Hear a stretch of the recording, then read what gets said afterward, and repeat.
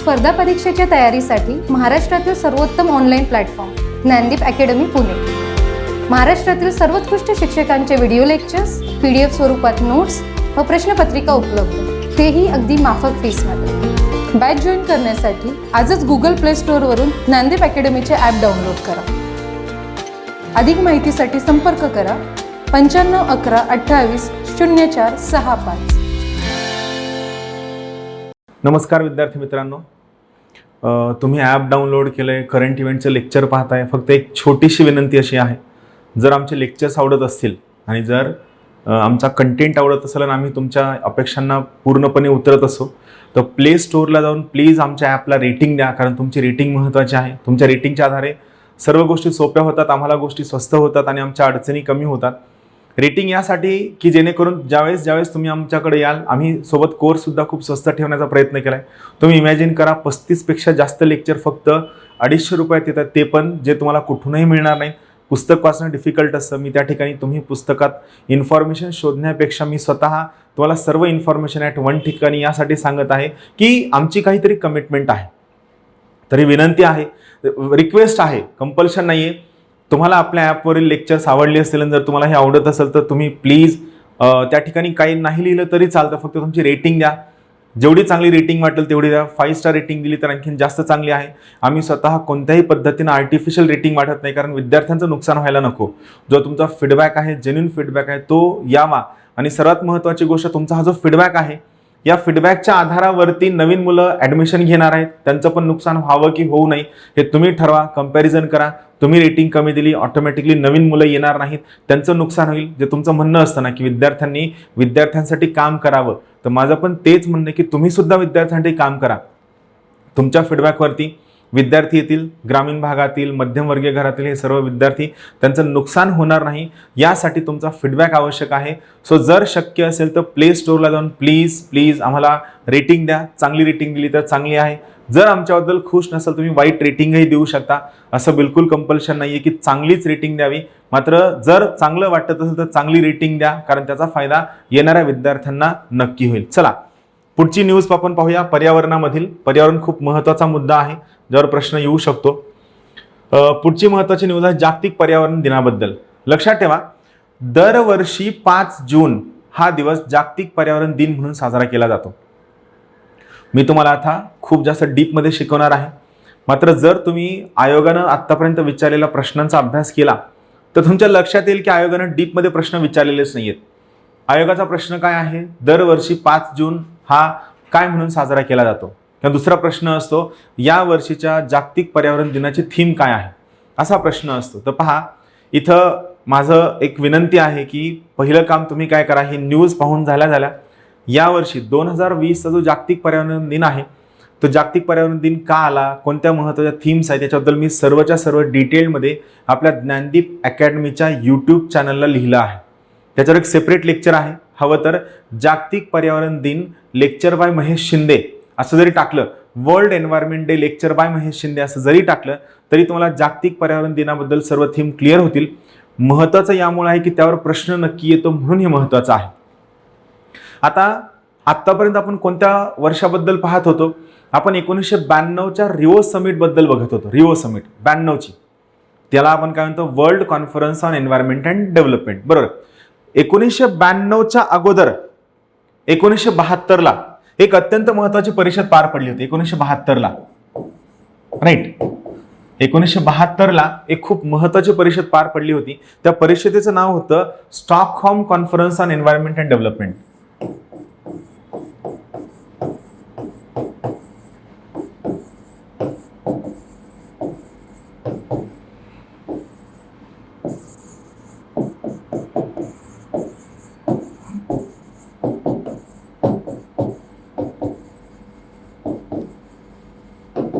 त्या परिषदेचं नाव होतं Stockholm conference on environment and development 1972।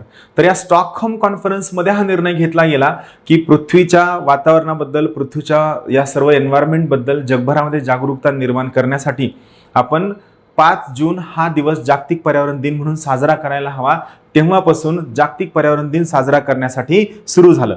आता इथं काय दरवर्षी जागतिक पर्यावरणावर एक परिषद असायला हवी असं सुद्धा त्या ठिकाणी ठरलं. तर लक्षात ठेवा 1972च्या स्टॉकहोम कॉन्फरन्स पासून जागतिक पर्यावरण दिन साजरा करण्यासाठी सुरुवात झाली. मग इथं महत्वाचं काय आहे, हे जागतिक पर्यावरण दिन हा नॉर्मली साजरा केला जात होता, मात्र 1987 पासून याचं रोटेशन सुरू झालं की दरवर्षी जागतिक पर्यावरण दिन साजरा करत असताना कोणत्या ठिकाणी यजमानपद दिलं जाईल, जे त्या ठिकाणी जागतिक पर्यावरणाबद्दल जागरूकता करण्यासाठी, चर्चेसाठी, मीटिंगसाठी आणि या सर्व घटकांसाठी यजमानपद भूषवितील, यासाठी यजमानपद सुरू झालं 1987 पासून.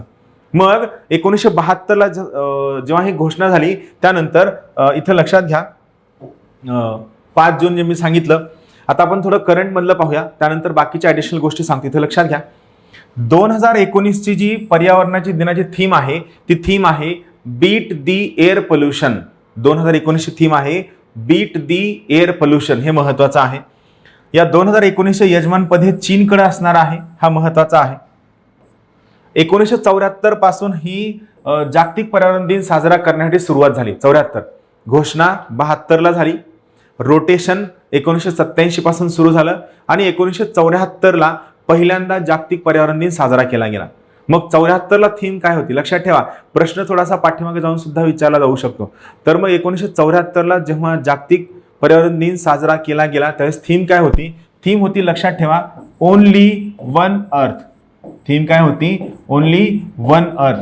म्हणजे आपल्याकडे फक्त एकच पृथ्वी आहे आणि जर आपल्याला जगायचं असेल आणि मानवतेला जर जगायचं असेल तर त्या ठिकाणी आपल्याला पृथ्वीला वाचवावं लागेल, पृथ्वीचं सेव्ह करावं लागेल, पृथ्वीच्या सर्व घटकांना आपलं संवर्धन करावं लागेल.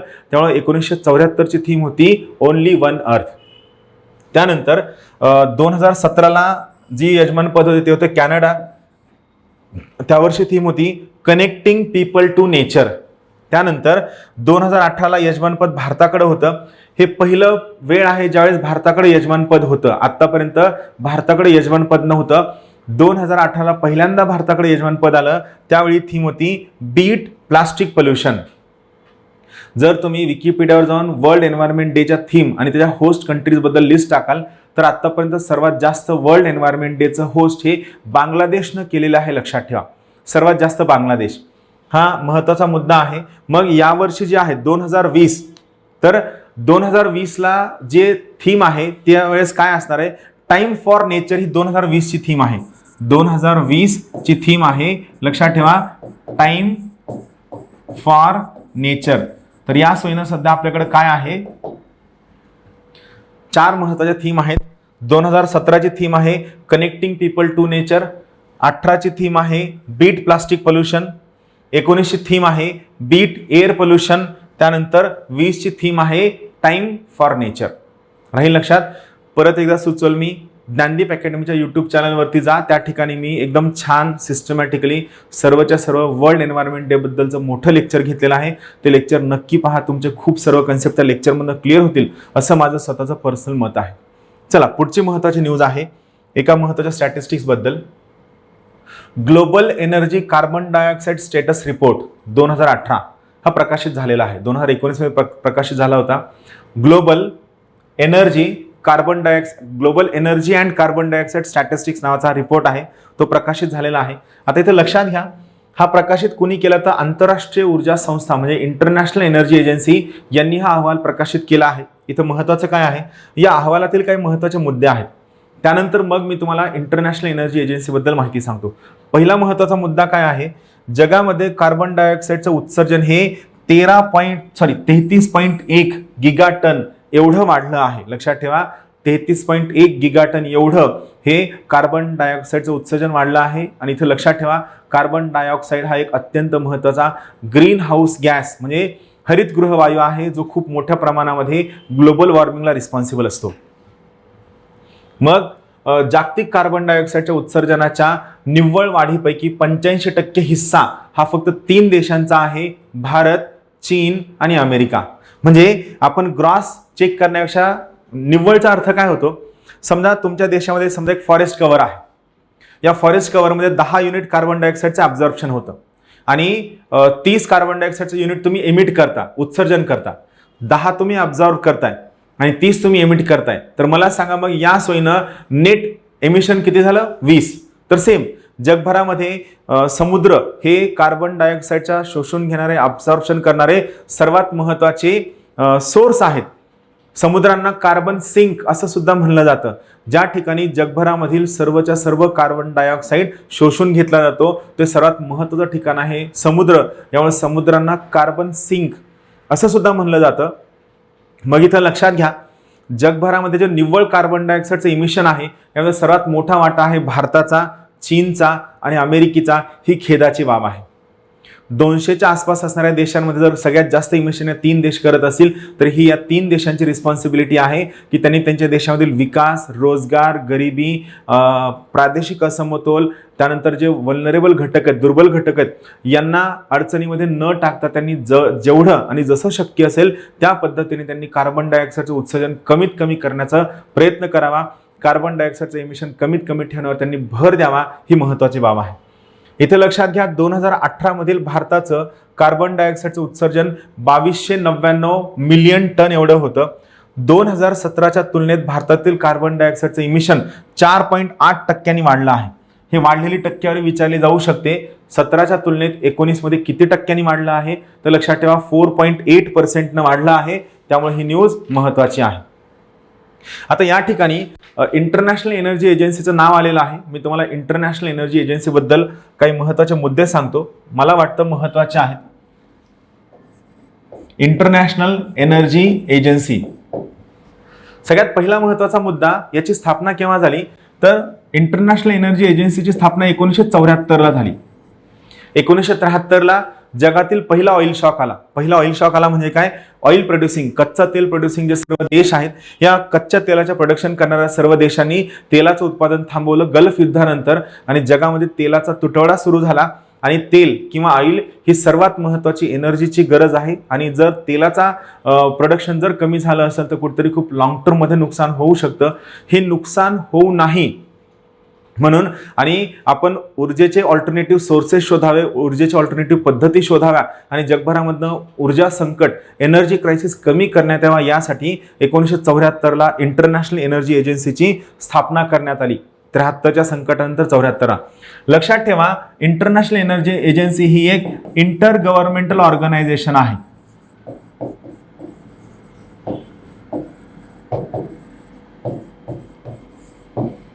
इंटरनॅशनल एनर्जी एजन्सी हे एक इंटर गव्हर्नमेंटल ऑर्गनायझेशन आहे. याचे सध्या 30 सदस्य आहेत. 30 सदस्य, यामध्ये भारत, चीन आणि रशिया हे 3 सदस्य नाहीत. सदस्य कोण नाही आहेत लक्षात ठेवा. इथं भारत, चीन आणि रशिया हे 3 यांचे सदस्य नाहीत. इंटरनॅशनल एनर्जी एजन्सीचे सदस्य नाहीत. सध्या फक्त 30 सदस्य IEA आहेत. आणि सर्वात महत्त्वाचा मुद्दा, इंटरनॅशनल एनर्जी एजन्सी कुणाच्या अखत्यारीत काम करते तर ही OECDच्या अंडर काम करते. OECD म्हणजे काय, OECD म्हणजे organisation for economic cooperation and development. परत एकदा सांगतो, OECDचा फुल फॉर्म आहे organisation for economic cooperation and development. OECD हा जगातील अत्यंत श्रीमंत, औद्योगिकरित्या विकसित देशांचा एक महत्त्वाचा समूह आहे जो सर्वात श्रीमंत आहे. OECDचं हेडक्वार्टर किंवा मुख्यालय पॅरिसमध्ये आहे, ज्या ठिकाणी IEAचं सुद्धा हेडक्वार्टर आहे, पॅरिसलाच. लक्षात ठेवा, organisation for economic cooperation and डेव्हलपमेंटचं हेडक्वार्टर पॅरिसला आहे, ज्या ठिकाणी इंटरनॅशनल एनर्जी एजन्सीचं सुद्धा हेडक्वार्टर आहे. हे माहीत असू द्या, महत्त्वाचा मुद्दा आहे. आता इथं प्रश्न जर लक्षात ठेवायचा झाला काय येऊ शकतो तर इंटरनॅशनल एनर्जी एजन्सी ही 3 E's वर काम करते. यांचा मूळ मुद्दा आहे तो 3 E's आहे, 3E. सर्वात पहिलं E जे आहे ते आहे एनर्जी सिक्युरिटी, दुसरं आहे इकॉनॉमिक डेव्हलपमेंट आणि तिसरं सर्वात महत्त्वाचं E आहे ते म्हणजे एन्व्हायरमेंटल प्रोटेक्शन. पहिलं E आहे एनर्जी सिक्युरिटी म्हणजे ऊर्जा सुरक्षा, दुसरा आहे इकॉनॉमिक डेव्हलपमेंट म्हणजे तुम्ही ऊर्जा सुरक्षा करत असताना इकॉनॉमिक डेव्हलपमेंट सुद्धा फोकस करायला हवं, आणि तिसरं महत्त्वाचं ई आहे ती आहे पर्यावरणाचं संरक्षण म्हणजे एन्व्हायरमेंटल प्रोटेक्शन.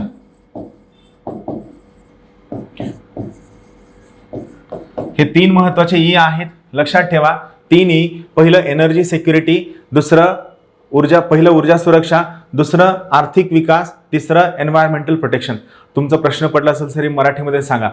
जर हे मराठीमध्ये सांगण्यासाठी गेलो त्या ठिकाणी ई येणार नाही, उ आ प असं होईल. त्यामुळे काय, एनर्जी सिक्युरिटी, एन्व्हायरमेंटल प्रोटेक्शन आणि इकॉनॉमिक डेव्हलपमेंट हे इंटरनॅशनल एनर्जी एजन्सीचे 3 सर्वात महत्त्वाचे घटक आहेत. आणि इंटरनॅशनल एनर्जी एजन्सीचे हेडक्वार्टर हे पॅरिसला आहे, जे मी तुम्हाला मगाशी सांगितलेलं आहे. ज्या ठिकाणी आणखी कोणाचं हेडक्वार्टर आहे, OECD organisation for economic cooperation and development यांचं सुद्धा हेडक्वार्टर पॅरिस इथं आहे. पुढची महत्वाची न्यूज आहे एक अत्यंत महत्वाच्या बायोफ्युएल जैव इंधनाच्या योजनेबद्दल. ही योजना माननीय पंतप्रधान नरेंद्र मोदी यांनी लॉन्च केलेली आहे. योजनेचं नाव आहे प्रधानमंत्री G1 योजना. या G1 मध्ये फुल फॉर्म दिलेला आहे जो तुम्हाला लक्षात येईल. प्रधानमंत्री G1 योजना. G1 चा फुल फॉर्म काय आहे, जैव इंधन वातावरण अनुकूल फसल अवशेष निर्माण योजना. म्हणजे थोडक्यात काय आहे, जैव इंधन बनवण्यासाठी जे सर्व प्लांट्स वापरले जातात त्यांचं रेसिड्यू वापरलं जातं, त्यांचे पार्ट्स वापरले जातात. या पार्ट्स उत्पादन करण्यासाठी अनुकूलता कशी निर्माण येईल, गुंतवणूक कशी आणता येईल, त्यामध्ये लोकांना प्रोत्साहन कसं केलं जाईल आणि ह्या पार्ट्सचं जास्तीत जास्त उत्पादन कसं केलं जाईल जेणेकरून जैव इंधन बायोफ्युएलचा वापर खूप जास्त वाढेल, त्या दृष्टीनं महत्त्वाची असणारी ही योजना आहे, ज्याला आपण प्रधानमंत्री G1 योजना असं म्हणतो. पंतप्रधान नरेंद्र मोदी यांच्या अध्यक्षतेखालील महत्त्वाची योजना आहे. ही योजना पेट्रोलियम व नॅचरल गॅस मंत्रालयाच्या अंतर्गत सुरू करण्यात आलेली एक अत्यंत महत्त्वाची अशी महत्त्वाकांक्षी योजना आहे, लक्षात ठेवा. या योजनेच्या अंतर्गत जे पिकांचे अवशेष असतात, ज्याला आपण इंग्लिशमध्ये प्लांट रेसिड्यूज असं म्हणतो, यांचं निराकरण करण्यासाठी एकीकृत बायो इथेनॉल प्रोजेक्ट. एकीकृत म्हणजे काय, इंटिग्रेटेड बायो इथेनॉल प्रोजेक्ट. म्हणजे एकाच ठिकाणी हे सर्व त्या बायो इथेनॉल प्रोजेक्टमध्ये येणार, त्या ठिकाणी हे इंधन बनणार, मग हे डिझेलमध्ये किंवा पेट्रोलमध्ये मिक्स होणार. असं इंटिग्रेटेड बायो इथेनॉल प्रोजेक्टला आर्थिक सहाय्य पुरवण्यात येणार आहे. त्याच्या अंतर्गतची ही योजना आहे. तेल व नैसर्गिक वायू मंत्रालयाने 2022 पर्यंत पेट्रोलमध्ये 10% इथेनॉल मिश्रित करण्याचं लक्ष ठेवलेलं आहे. तुम्हाला जर वेळ मिळाला आपल्या ज्ञानदीपच्या करंट इव्हेंटचे लेक्चर्स पहा. मी त्यामध्ये E20 नावाचा एक कन्सेप्ट शिकवला आहे. तुम्हाला होमवर्क आहे, हे E20 म्हणजे काय शोधा, आपल्या कमेंट बॉक्समध्ये टाका. याच्याबद्दल मी विस्तृतपणे शिकवलेला आहे E20 म्हणजे काय. चालेल, ही महत्त्वाची न्यूज आहे. आता सर्वात महत्त्वाची न्यूज, राष्ट्रीय स्वच्छ हवा कार्यक्रम. मी अगोदर काय करतो, ही राष्ट्रीय स्वच्छ हवा कार्यक्रम म्हणजे काय सांगतो. त्यानंतर मी तुम्हाला 2 महत्त्वाचे कन्सेप्ट शिकवणार आहे. पहिला कन्सेप्ट आहे सफर, SAFAR, आणि दुसरा कन्सेप्ट आहे एअर क्वालिटी इंडेक्स. हे 2 अत्यंत महत्त्वाचे कन्सेप्ट मी तुम्हाला शिकवणार आहे, ज्यावर आपल्याला प्रश्न लक्षात ठेवायचा आहे आणि थोडं महत्त्वाचं आहे. तर अगोदर न्यूज आपण पाहूया. राष्ट्रीय स्वच्छ हवा कार्यक्रम, केंद्रीय पर्यावरण मंत्री हर्षवर्धन यांनी या कार्यक्रमाचं रिसेंटली उद्घाटन केलेलं आहे. उद्देश आहे 2017ला बेस इयर मानून 2024 पर्यंत आपल्या हवेतील पर्टिक्युलेट मॅटर 2.5 आणि पर्टिक्युलेट मॅटर 10चं हवेतील प्रमाण 20 ते 30% कमी करणं उद्देश आहे. मगाशी मी तुम्हाला आपल्या हवेमध्ये आढळणाऱ्या महत्त्वाच्या प्रदूषकांची नावं सांगितली होती. त्यातलं पहिलं नाव होतं पर्टिक्युलेट मॅटर, ज्यात मी स्पेसिफिकली सांगितलं होतं की 2 प्रकारचे पर्टिक्युलेट मॅटर असतात, पर्टिक्युलेट मॅटर 2.5 आणि पर्टिक्युलेट मॅटर 10. तर यांचं प्रमाण 2024 पर्यंत 20 ते 30% कमी करण्याचा उद्देश हा राष्ट्रीय स्वच्छ हवा कार्यक्रमाचा आहे. सर्वात जास्त चांगली हवा असणारे, स्वच्छ हवा असणारे शहरं कोणत्या राज्यामध्ये आहेत, तर सर्वात जास्त महाराष्ट्रामध्ये आहेत, ज्या ठिकाणी 17 शहरं सर्वात स्वच्छ आहेत. 2 नंबर उत्तर प्रदेश 15, 3 नंबर मध्य प्रदेश 7. हवेच्या गुणवत्तेबद्दल व अन्य एजन्सीच्या 2011 ते 18च्या दरम्यान आलेल्या अहवालाच्या आधारे या शहरांची निवड करण्यात आलेली आहे. त्यामुळे हे महत्त्वाचं ठरतं. आता आपण पाहूया या हवेशी संबंधित असणारा एक महत्त्वाचा 2 कन्सेप्ट आहेत ज्यावर प्रश्न येतो. सर्वात पहिला कन्सेप्ट आहे ज्याचं नाव आहे सफर, SAFAR. सफर काय आहे, तर सफर हा एक प्रकारचा एअर क्वालिटी मोजण्याचा एक महत्त्वाचा इंडेक्स आहे. हवेचं क्वालिटी मोजण्याचा एक महत्त्वाचा घटक आहे. हा कुणी डेव्हलप केलेला आहे तर लक्षात ठेवा, सफरची डेव्हलपमेंट IITM ने केलेली आहे. IITM काय आहे, Indian institute of tropical meteorology. Meteorology म्हणजे काय? हवामानशास्त्र. भारतीय हवामानशास्त्र संस्था, Indian institute of tropical meteorology, भारतीय उष्णकटिबंधीय हवामानशास्त्र संस्था, याचं मुख्यालय पुणे येथे आहे, पुण्यामध्ये. मग याच्यामध्ये सगळ्यात महत्वाची गोष्ट हे जे आहे सफर, याला WMO ची मान्यता आहे, वर्ल्ड मेटेरोलॉजिकल ऑर्गनायझेशनची याला मान्यता आहे. आणि याचा वापर जो आहे हा इंडियन मेट्रोलॉजिकल डिपार्टमेंट, भारतीय हवामानशास्त्र विभागामार्फत केला जातो. 3 मुद्दे सांगतो परत एकदा. सफर नावाचा हा जो घटक आहे याचा development Indian institute of tropical metrology Pune यांनी केला आहे.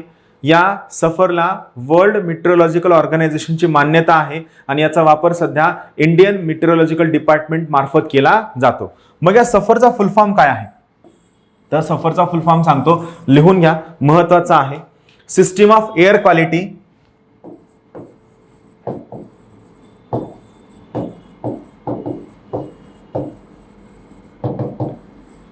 System of air quality and weather forecasting and research.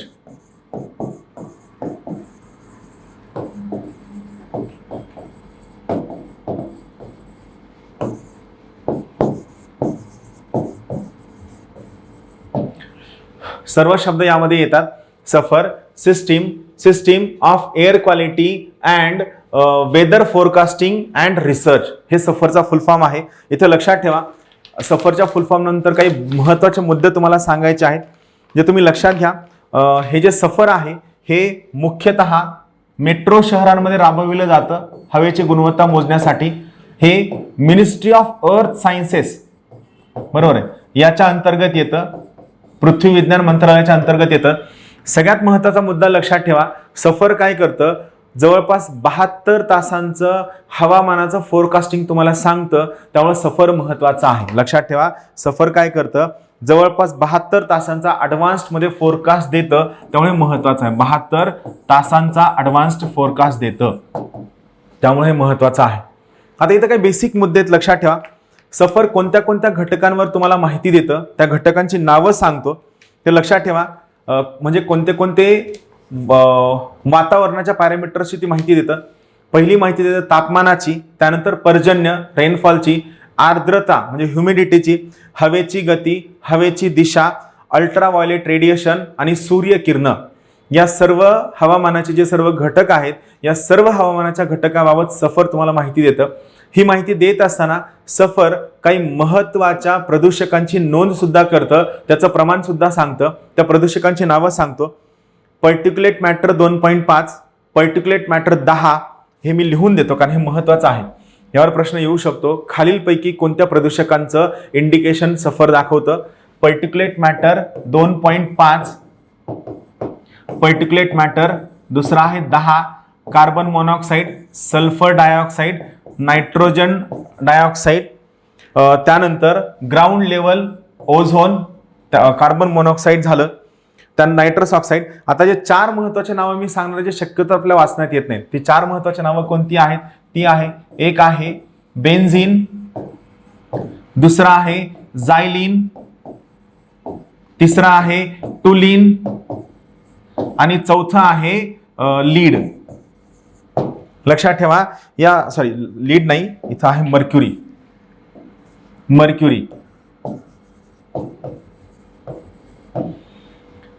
या 8ला 8 महत्वाच्या प्रदूषकांबाबत सफर तुम्हाला माहिती पुरवतं. 8ला 8. आता आणखी एक पुढचा प्रश्न येऊ शकतो, सफर हे कोणत्या कार्यक्रमाचा भाग आहे? तर सफर ज्या कार्यक्रमाचा भाग आहे त्याचं नाव मी सांगतो, नाव लक्षात ठेवा. सफर आहे एअर क्वालिटी अर्ली वॉर्निंग सिस्टीमचा भाग आहे. लक्षात ठेवा, सफर हे एअर क्वालिटी अर्ली वॉर्निंग सिस्टीमचा भाग आहे. म्हणजे काय? तर या पर्टिक्युलर ठिकाणी हवेची गुणवत्ता चांगली होतीये का, खराब होतीये का, याच्याबद्दल ॲडव्हान्स मध्ये जेवढं शक्य असेल तेवढं शक्य लवकरात लवकर माहिती सांगणारा हा महत्त्वाचा घटक आहे. एअर क्वालिटी अर्ली वॉर्निंग सिस्टीमचा सफर हा महत्त्वाचा घटक आहे, हे लक्षात ठेवा. सफर हा याचा महत्त्वाचा घटक आहे. राहील लक्षात. तर हे थोडे महत्त्वाचे मुद्दे होते. सगळे मुद्दे लक्षात ठेवा. मी एकदा सफरचा हा जो मुद्दा हा रिवाईज करतो एकदा. हा एवढा छोटासा मुद्दा जो महत्वाचा आहे. सफरचा मुद्दा लक्षात ठेवा. सगळ्यात अगोदर सफर जे आहे या सफरची development Indian institute of tropical मेट्रोलॉजीनं केलेली आहे. दुसरा महत्त्वाचा मुद्दा हे Indian tropical department, Indian meteorological department वापरतं. याला वर्ल्ड मेट्रोलॉजिकल ऑर्गनायझेशनची मान्यता आहे. सफरचा फुल फॉर्म आहे system of air quality and weather forecasting and research. हे सफरचा फुल फॉर्म आहे. हे 72 तासांचं ॲडव्हान्समध्ये वेदरचं फोरकास्टिंग सांगतं. इथं लक्षात ठेवा सफरचा वापर हा मेट्रो शहरांमध्ये होणार आहे. सफर ही यंत्रणा मिनिस्ट्री ऑफ अर्थ सायन्सेसच्या अंतर्गत येते. 72 तासांचा ॲडव्हान्स रिपोर्ट हे देतं. हे महत्त्वाच्या प्रदूषकांबद्दल माहिती सांगतं. Particulate matter 2.5, 10, carbon monoxide, sulphur oxide, nitrogen oxide, ozone, benzene, xylene, toluene, mercury. आणि सगळ्यात महत्त्वाची गोष्ट, सफर कशाचा भाग आहे तर सफर हा air quality early warning system, air quality early warning सिस्टीमचा महत्त्वाचा भाग आहे. लक्षात ठेवा. मग सगळ्यात शेवटी एक शेवटचा 1 मिनिट जो आहे एअर क्वालिटी इंडेक्स. ते एअर क्वालिटी इंडेक्सच्या अंतर्गत कोणते महत्त्वाचे पोल्युटंट मोजले जातात त्यांचं नाव लक्षात ठेवा. एअर क्वालिटी इंडेक्स यावर प्रश्न असणार आहे. त्यामुळे हे सर्व प्रदूषकाची नावं तुम्हाला माहीत असायला हवी. एअर क्वालिटी इंडेक्स जो आहे हा याच्या अंतर्गत जवळपास 8 सर्वात महत्त्वाच्या प्रदूषकांची यादी आहे. तुम्हाला सर्वच्या सर्व 8ला 8 प्रदूषकांची नावं विचारली जाऊ शकतात. सगळ्यात पहिलं आहे ग्राउंड लेवल ओझोन. त्यानंतर दुसरं महत्त्वाचं आहे पर्टिक्युलेट मॅटर 2.5. त्यानंतर तिसरं आहे पर्टिक्युलेट मॅटर 10. चौथं आहे कार्बन मोनॉक्साईड. 5वं आहे सल्फर डायऑक्साईड. 6वं आहे नायट्रोजन डायऑक्साईड. मगाशी मी जे सांगितलं ज्यांचं इंडिकेशन सफर दाखवतं ते वेगळे होते. एअर क्वालिटी इंडेक्समध्ये कोणते प्रदूषक मोजले जातात हे वेगळं आहे. त्यानंतर पुढचं आहे अमोनिया. 7वं आहे अमोनिया आणि 8वं आहे लीड.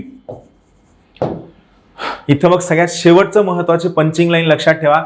भारताच्या सोयीनं जर एअर क्वालिटी इंडेक्सचा जर विचार केला तर सर्वात घातक वायू कोणते आहेत लक्षात ठेवा. ओझोन आणि एअर बॉर्न पार्टिकल हे भारताच्या सोयीनं सर्वात घातक प्रदूषक आहेत. लक्षात ठेवा. परत एकदा सांगतो, ग्राउंड लेवल ओझोन आणि एअर बॉर्न पार्टिकल हे भारतामधील लंग्सच्या डिसिजेससाठी रिस्पॉन्सिबल असणारे सर्वात महत्त्वाचे प्रदूषक आहेत. लक्षात ठेवा. मी तुम्हाला सुचवल आपण शक्यतो लवकरात लवकर सर्व व्हिडिओ टाकणार आहोत. मी तुम्हाला सर्वांना सुचवल तुम्ही जेवढं शक्य असेल तेवढं लवकरात लवकर व्हिडिओ पाहून हे व्हिडिओ रिव्हिजनसाठी ठेवा, जेणेकरून तुम्हाला हे सगळं लक्षात राहील. या गोष्टी जर लक्षात राहिल्या पर्यावरण या सर्व घटकांवरची तुमची उत्तरं खूप चांगली येतील असं मला वाटतं. तर सर्वांना खूप खूप शुभेच्छा. लवकरात लवकर आपण पुढच्या लेक्चरला भेटू. Thank you. Have a good day. स्पर्धा परीक्षेच्या तयारीसाठी महाराष्ट्रातील सर्वोत्तम online platform Gyandeep academy Pune. महाराष्ट्रातील सर्वोत्कृष्ट शिक्षकांचे व्हिडिओ लेक्चर्स, PDF स्वरूपात नोट्स व प्रश्नपत्रिका उपलब्ध, तेही अगदी माफक फीसमध्ये. बॅच जॉईन करण्यासाठी आजच Google Play Storeवरून ज्ञानदीप अकॅडमीचे ॲप डाउनलोड करा. अधिक माहितीसाठी संपर्क करा 95 11 28 04 65.